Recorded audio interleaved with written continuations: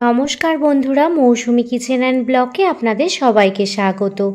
আজ আমি বানাবো মটর ডাল পোস্ত ভাপে।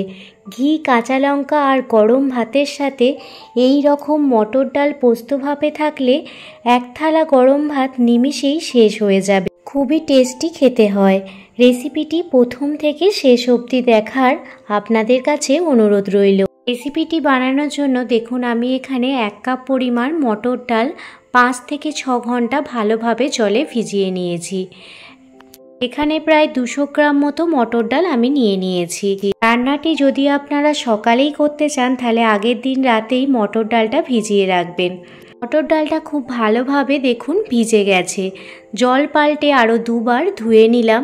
এবার একটি মিক্সার গ্রাইন্ডারের পাত্রে মটর ডালটা দিয়ে দিচ্ছি।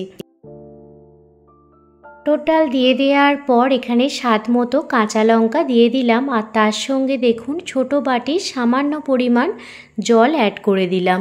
দিয়ে দেখুন একটি মিহি পেস্ট বানিয়ে নিয়েছি। মটর ডালে খুব বেশি জল দেবেন না, অল্প পরিমাণ জল দিয়ে দেবেন। দেখুন মটর ডালের একটি স্মুথ পেস্ট বানিয়ে নিয়েছি। আর মটর ডালের পেস্টটি একটি পাত্রে ঢেলে নেব। সব ডাল বাটাটা পাত্রের মধ্যে ঢেলে নিয়েছি। অন্যদিকে শিলবাটা নিয়ে নিয়েছি। একটি মশলা বানাবো বলে নিয়েছি দেখুন 1.5 চামচ পরিমাণে পোস্ত আর 1 চামচ পরিমাণে সাদা সর্ষে। যেহেতু আমি মটর ডাল পোস্ত ভাপে করব, তো পোস্ত তো অবশ্যই লাগবে। তার সঙ্গে নিয়ে নিয়েছি সাদা সর্ষে। এবার সামান্য পরিমাণ জল দিয়ে একটি স্মুথ পেস্ট বানিয়ে নেব। যেহেতু অল্প পরিমাণ মশলা, সেহেতু শিলবাটায় বেটে নিয়েছি। আপনারা চাইলে এটা মিক্সার গ্রাইন্ডারেও বেটে নিতে পারেন।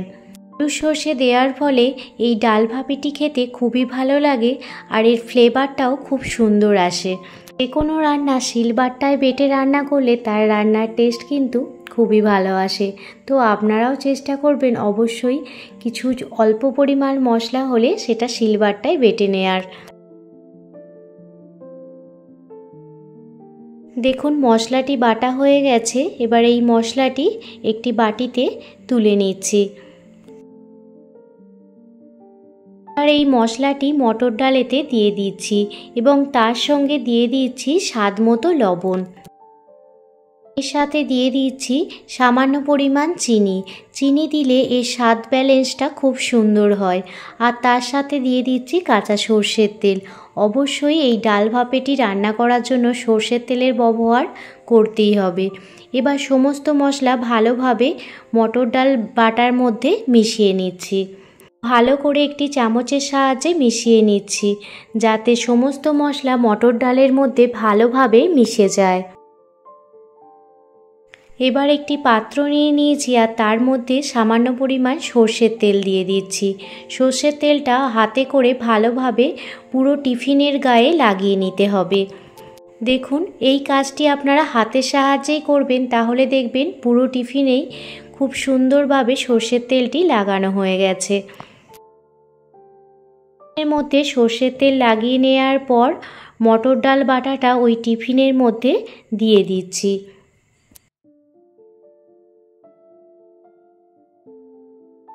টিফিনের মধ্যে পুরো ডাল বাটাটা দিয়ে দেওয়ার পর একটি চামচের সাহায্যে পুরো ডাল বাটাটা সমান করে নিচ্ছি।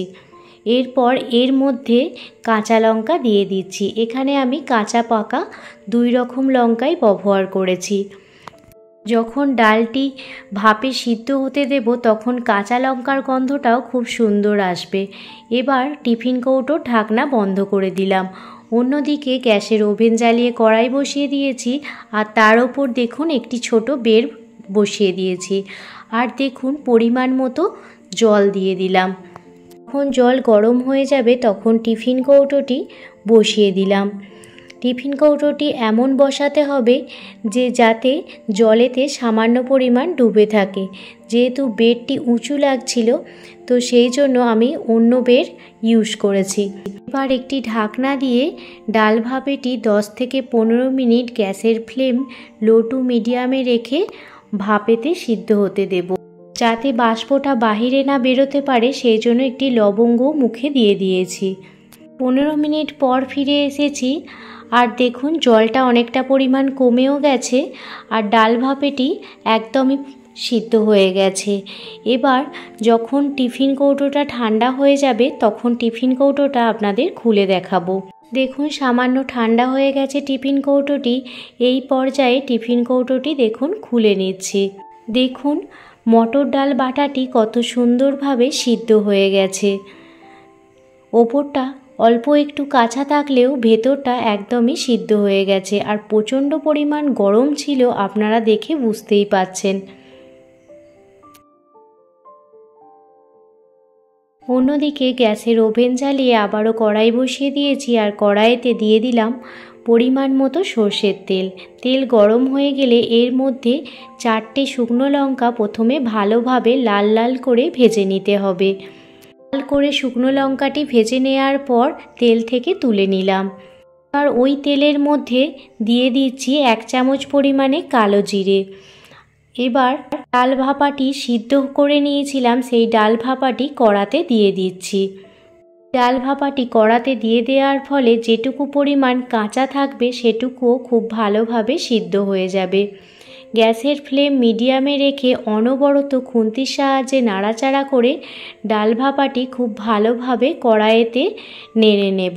1 থেকে 2 মিনিট কড়াইতে ভালোভাবে নাড়াচাড়া করার পর গ্যাসের ফ্লেমটি অবশ্যই বন্ধ করে দেবেন।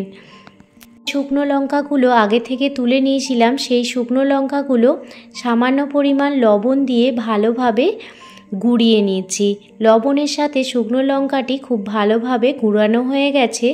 এবার শুকনো লঙ্কাটি ডাল বাটার মধ্যে দিয়ে দিলাম। ছোট ছোট টুকরো করা শুকনো লঙ্কাটি ডাল বাটার সাথে ভালোভাবে মিশিয়ে নিচ্ছি। ডাল ভাপে একদমই রেডি হয়ে গেছে। এবার ডাল ভাপেটি সামান্য ঠান্ডা হয়ে গেলে এই রকম গোল গোল করে মুঠো করে নিচ্ছি। গরম ভাতের সাথে এই রকম মটর ডালের পোস্ত ভাপে খেতে অসাধারণ লাগে। একবার হলেও রেসিপিটি বাড়িতে ট্রাই করে দেখতে পারেন। সবাই দেখবেন চেয়ে চেয়ে খাবে, এতটাই টেস্টি হয় খেতে। লঙ্কাগুলো ভাপেতে দিয়েছিলাম, সেই লঙ্কাগুলো ডাল ভাপের ওপর একটি একটি করে দিয়ে দিলাম।